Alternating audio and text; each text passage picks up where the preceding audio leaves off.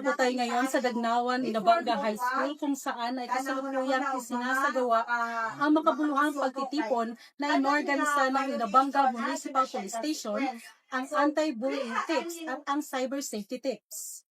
Matagumpay na isinagawa noong Oktubre 9 taong kasalukuyan, ganap na 3:00 ng hapon ang isang school visitation at IEC distribution sa Dagnawan High School, Barangay Dagnawan, Inabanga, Bohol. Ang aktibidad ay pinangunahan ng mga tauhan mula sa Inabanga Municipal Police Station, katuwang ang mga personnel mula sa Regional Police Community Affairs and Development Unit 7.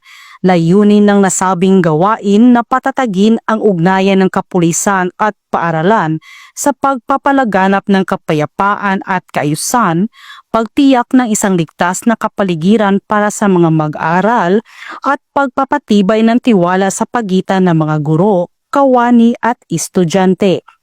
Tinalakay sa aktibidad ang mga mahalagang paksa tulad ng anti-illegal drugs awareness, anti-criminality measures, anti-insurgency initiatives, human rights advocacy, National Task Force to End Local Communist Armed Conflict, crime prevention tips at iba pang kaugnay na usapin ukol sa seguridad at kapayapaan. Ako nga pala si Erica Jane T. Matela, na mag-aaral sa Dagnawan, Inabanga High School. Natutunan ko na kung ano ang mga dapat gawin kung tayo ay nakakaranas ng abuso, pisikal, verbal o sa social media, at kung paano maging wais sa paggamit ng social media para maprotektahan ang sarili.